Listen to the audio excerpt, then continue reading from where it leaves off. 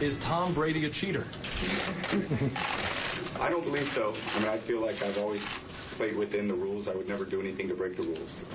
I believe in fair play, and I respect the league and, everything that they're doing to try to create a very competitive playing field for all the NFL teams. I have no knowledge of any wrongdoing. Nobody did anything wrong. Yeah, I'm very comfortable saying that. I'm very comfortable saying that nobody did it. As far as I know, I don't know everything.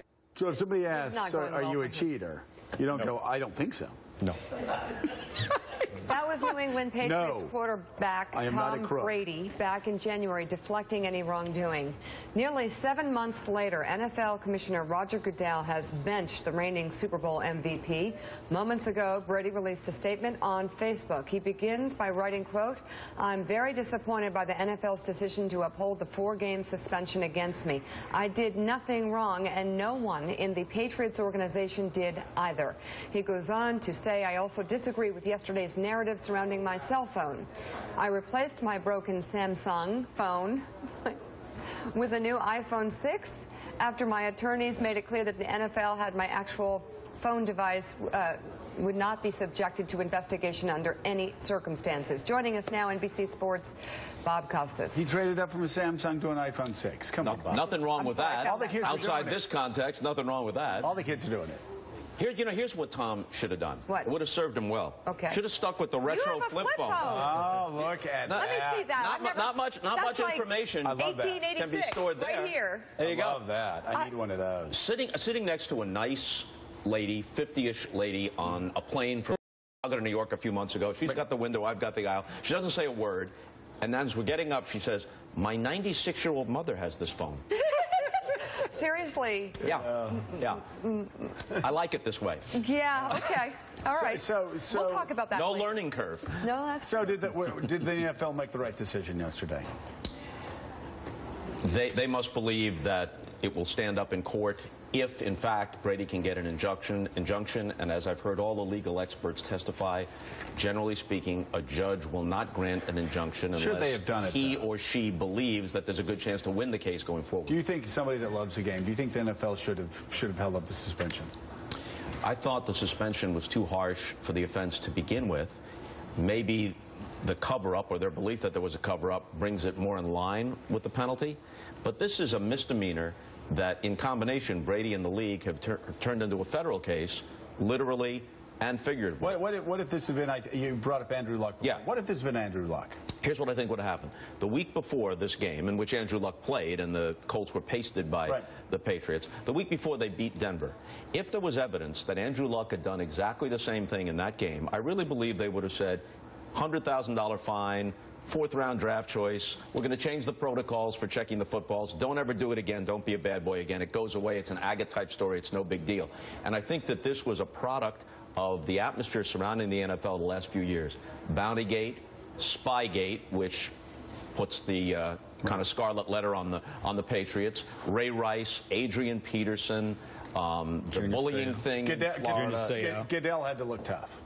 Goodell had to look tough and look as if he wasn't going easy on his buddy Bob Kraft's team and on the Super Bowl champions and on the glamour boy quarterback. So the whole thing is totally out of proportion, I think. Yeah. Huh.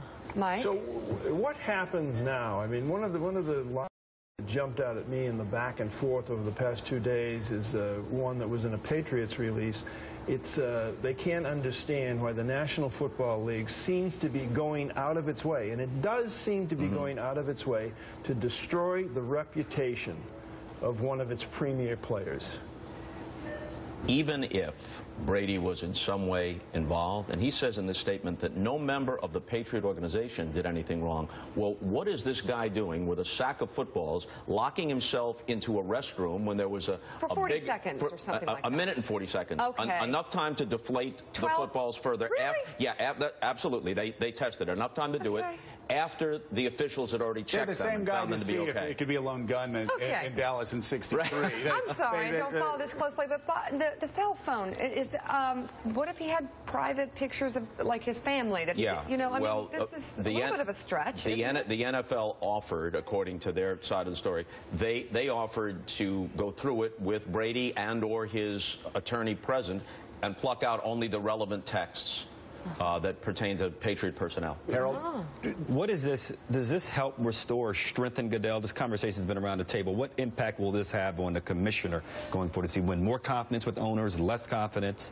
Well, they filed papers in New York yesterday to have the decision confirmed, kind of a preemptive move.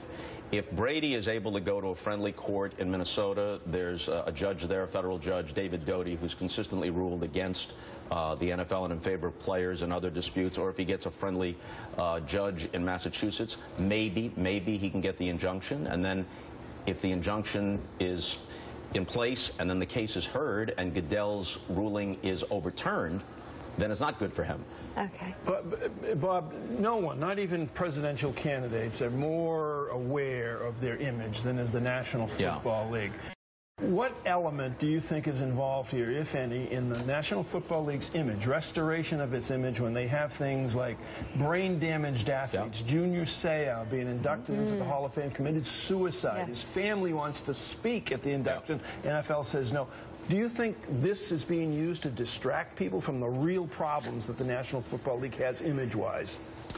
If so, I don't think it's going to work because those other issues are out there. So whether you agree or disagree with the Brady decision, and I really think, as I said before, that the actual offense, whatever Brady's degree of involvement was, is a misdemeanor. It's the equivalent of watering pine tar on a bat or watering down the infield to slow down a speedy base runner. You have to have rules against it, and those rules need to be enforced, but it's a pretty draconian punishment for this level of offense, I think. And on that issue, Mike, we're actually going to be having their, I think, brand new chief medical officer, and I'm not sure if I have that title right, but something like that. Sounds like a good title. Yeah, the head of Brigham and Women's Hospital in Boston. A woman, right? Yes. Yeah.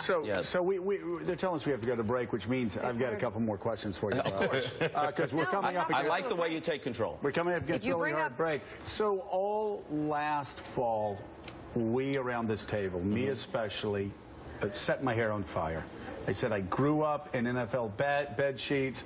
I grew up with NFL bulletin boards. I grew up, it was my life. I grew up in the South. We loved it. It was my life. I loved the NFL. I loved football. I can tell you every second of the first 20 Super Bowls. And I said, though, that they've lost me. The violence, it's too fast, it's too this, it's too that, it's too...